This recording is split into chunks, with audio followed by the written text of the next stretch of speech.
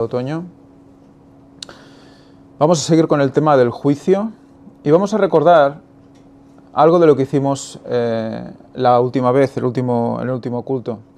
Estuvimos hablando de esa relación tan especial entre la siega del trigo y la recolección de las uvas. Vimos cómo la siega del trigo estaba representando a ese sellamiento y vimos cómo las uvas en su parte, digamos, más negativa de representación representaba a esas personas, a esa sangre que iba a ser vertida en el tiempo final, que iba a ser el lagar de la ira de Dios, que iban a ser pisadas fuera de la ciudad. Recordemos que ante la Nueva Jerusalén serán eliminados todos los impíos junto con Satanás alrededor de la ciudad, o sea que será ese fuego que aquí vemos en el versículo 18, dice: y salió del altar otro ángel que tenía poder sobre fuego, y llamó a gran voz al que tenía la hoz aguda, diciendo: mete tu hoz aguda y vendimia los racimos de la tierra, porque sus uvas están maduras. Y en el 19 dice: y el ángel arrojó su hoz en la tierra, y vendimió la viña de la tierra, y echó las uvas en el gran lagar del furor de Dios. Hay una relación entre el fuego consumidor, y el lagar de la ira de Dios. Está clara la relación entre la sangre, que es las uvas pisadas, y el fuego final. Tenemos una contraposición entonces, ¿no? La siega del trigo, de aquellos que van a ser recogidos en el granero del cielo, enfrentados a los que van a ser eliminados para siempre. También vimos la interpretación de la parábola del trigo y la cizaña, hecha por Jesús mismo, en la cual nos recuerda que el campo es el mundo, la buena semilla de trigo son los hijos del reino, y el final, o sea, la siega significa el fin del mundo. Vimos también esta cita impresionante de Elena de White, en la cual nos metía el tercer ángel, que aquí vimos que era el cuarto, en el cual nos decía, al final de todo, dice: dijo mi ángel acompañante, al respecto del tercer ángel, que es el cuarto: su obra es terrible, su misión es tremenda. Es el ángel que ha de separar el trigo de la cizaña y sellar o atar el trigo para el granero celestial.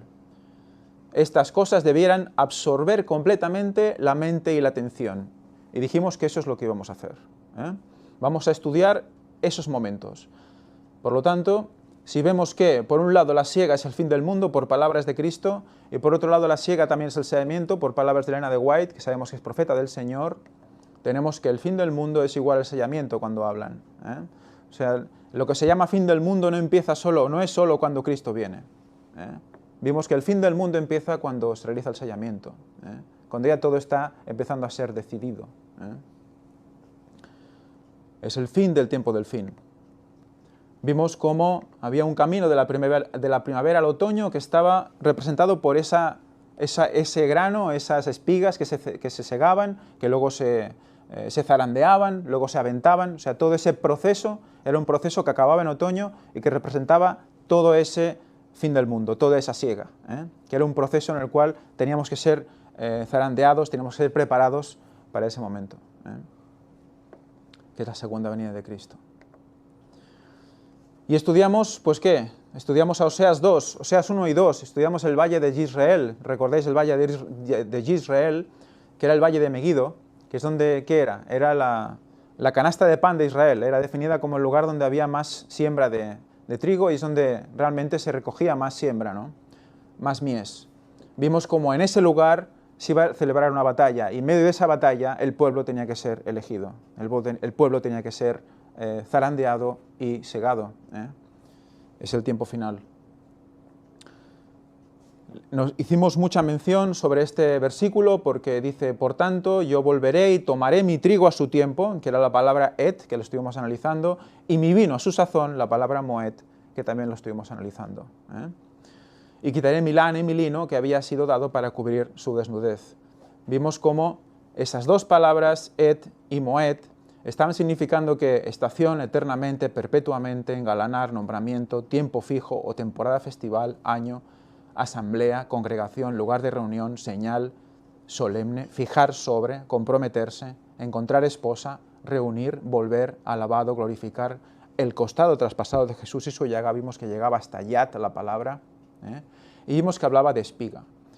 A espiga aquí veremos que no quiere decir concretamente la espiga digamos, del grano, la espiga de la cebada o la espiga del trigo, sino que se referirá a otro tipo de espiga, que es la que une las tablas del templo. Lo veremos más adelante en otro apartado del culto.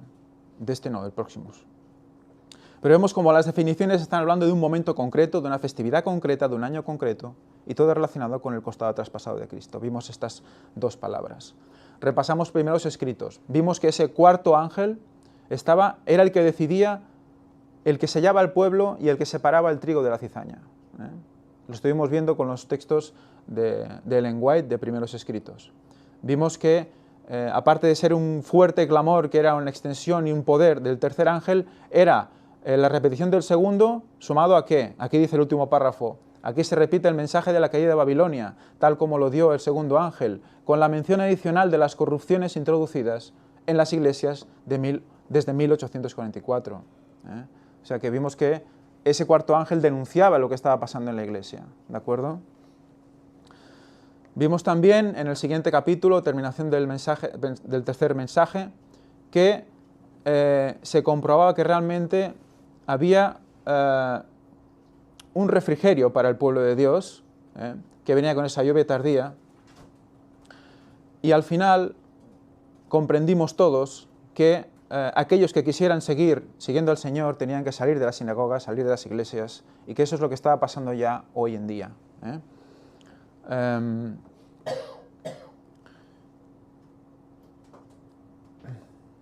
Vimos al final que la gente empezaría a decir a sus congéneres, ya en el tiempo final, ¿por qué no me habéis avisado de esto? A sus maestros, a sus ministros, ¿por qué no me habéis avisado de todo lo que venía?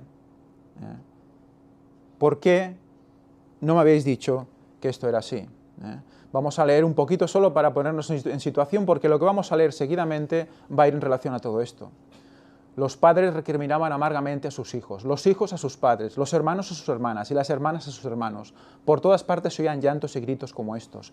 Tú me impediste recibir la verdad que me hubiera salvado de esta terrible hora. Tú no me dijiste la verdad. La gente se volvía contra sus ministros, con acerbo odio, y los reconvenía diciendo, vosotros no nos advertisteis. Nos dijisteis que el mundo entero se iba a convertir y clamasteis, paz, paz, para disipar nuestros temores. Nada nos enseñasteis acerca de esta hora. Había que enseñar algo de la hora de la venida de Cristo. Había que enseñar algo del momento de la venida de Cristo. Hoy vamos a ver cómo ese paz, paz, ¿de dónde sale? Sale de Jeremías. Jeremías, del 6 al 8. Vamos a leer Jeremías y vamos a ver, una vez leído lo que leímos el otro día, en primeros escritos, vamos a ver, poniéndonos en el tiempo actual, vamos a leer con clave actual Jeremías del 6 al 8. Y vamos a ver qué fuerte es todo lo que se lee allí. Por lo tanto, ya vimos también, y llegamos a esta conclusión, que la siega es el fin del mundo, es el enseñamiento y todo lo que representa. Y hoy estamos viviendo la siega, en los días del cuarto ángel. Vamos a empezar con la lectura de Jeremías del 6 al 8. Jeremías 6 nos dice, huid, hijos de Benjamín, de en medio de Jerusalén, y tocad bocina en Tecoa, y alzad por señal humo sobre Bet Hakerem, porque del norte se ha visto mal y quebrantamiento grande. ¿Qué está pasando aquí? ¿Qué momentos previos son aquí en Jeremías? La invasión de Babilonia. Él está predicando constantemente un juicio. Está predicando un juicio, y el pueblo no quiere escuchar ese juicio. ¿Nos suena de algo esto? Estamos viviendo esos momentos. Estamos viviendo un momento de juicio que está venidero, pero la gran mayoría no quiere escuchar que hay juicio.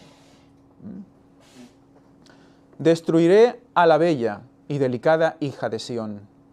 Contra ella vendrán pastores y sus rebaños.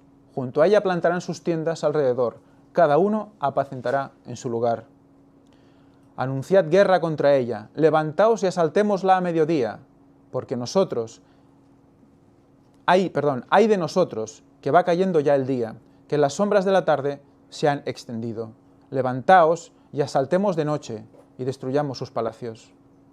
Porque así dijo Jehová de los ejércitos, cortad árboles y levantad vallado contra Jerusalén. Esta es la ciudad que ha de ser castigada, toda ella está llena de violencia. Toda ella está llena de violencia. Está hablando de Jerusalén. ¿Jerusalén qué representa en el tiempo actual?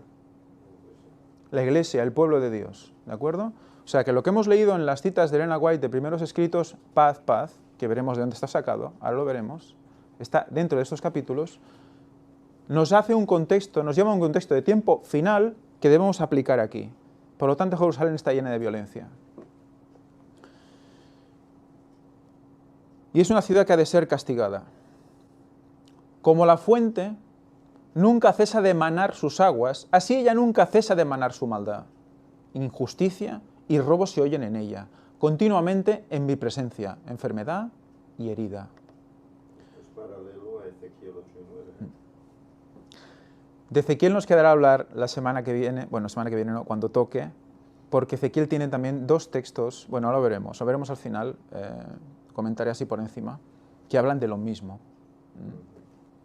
Corrígete, Jerusalén, para que no se aparte mi alma de ti, para que no te convierta en desierto, en tierra inhabitada. Esto era una profecía condicional, ¿verdad? ¿Destruyó totalmente a su pueblo Dios en ese momento? No. ¿Pero pasará al final eso? ¿Destruirá al pueblo que no haya seguido la verdad presente? Por supuesto. O sea que es, además, es una profecía del tiempo final. ¿Cuándo quedará la tierra inhabitada? Cuando Cristo vuelva, ¿verdad? Así dijo Jehová de los ejércitos: del todo rebuscarán como Abid el resto de Israel. Vuelve tu mano como vendimiador entre los sarmientos. Este versículo es muy interesante. Leámoslo con atención porque dice: así dijo Jehová de los ejércitos: del todo rebuscarán como Abid el resto de Israel. Vuelve tu mano como vendimiador entre los sarmientos. ¿Qué eran los sarmientos? ¿Recordáis? Eran las ramas más finas de la viña. Y eran de donde colgaban el qué? Los pámpanos, ¿de acuerdo? Los vendimiadores, en este caso él está hablando de un juicio final, está hablando de un juicio en el cual habrá un castigo general. Entonces, ya se han recogido todas las uvas para el lagar de la ira. Pero aún quedan algunas que hay que rebuscar. ¿Qué hace el vendimiador? Para asegurarse de que está toda la uva recogida, lo que hace es buscar entre los sarmientos. ¿De acuerdo? ¿Os imagináis al vendimiador entrando entre los sarmientos para ver si encuentra un pámpano que pueda aprovechar? Porque el resto son para el lagar de la ira. Pues esa es la búsqueda del remanente. ¿De acuerdo? Fijaros qué interesante, porque lo dice Jehová mismo. Del todo rebuscarán como Abid el resto de Israel. Vuelve tu mano como vendimiador entre los sarmientos. ¿A quién hablaré y amonestaré para que oigan? He aquí que sus oídos son incircuncisos y no pueden escuchar. He aquí que la palabra de Jehová les es cosa vergonzosa, no la aman. Por tanto, estoy lleno de la ira de Jehová, estoy cansado de contenerme. La derramaré sobre los niños en la calle, sobre la reunión de los jóvenes igualmente. Porque será preso tanto el marido como la mujer, tanto el viejo como el muy anciano. El juicio final es el juicio final. Y sus casas serán traspasadas a otros. En el juicio final, ¿se habrá hecho todo lo posible para que fueran salvos la gente, las personas? ¿De iglesia o fuera de iglesia? Todo, ¿verdad? O sea que ya no habrá excusa. Ya el juicio se tiene que aplicar. Por tanto, estoy lleno de la ira de Jehová. Estoy cansado de... Esto lo he leído, perdón, el 12. Y sus casas serán traspasadas a otros, sus heredades y también sus mujeres, porque extenderé mi mano sobre los moradores de la tierra, dice Jehová. Porque desde el más chico de ellos hasta el más grande, cada uno sigue la avaricia, y desde el profeta hasta el sacerdote, todos son engañadores. Fijémonos, Fijémonos. Y curan la herida de mi pueblo con liviandad, diciendo que paz, paz, no hay paz. Vemos a que hacía referencia las citas de Elena de White en ese momento tan crucial que leímos el otro día, momento del cuarto ángel, momento de separación del trigo y la cizaña. ¿Contra qué mensaje dirán paz, paz, no hay paz? Vamos a ir viéndolo porque es muy interesante. Va a salir dos veces esta expresión. La primera la estamos viendo en el capítulo 6, pero la veremos más adelante y veremos en qué contexto. Versículo 15. ¿Se han avergonzado de haber hecho abominación? Ciertamente no se han avergonzado, ni aun saben tener vergüenza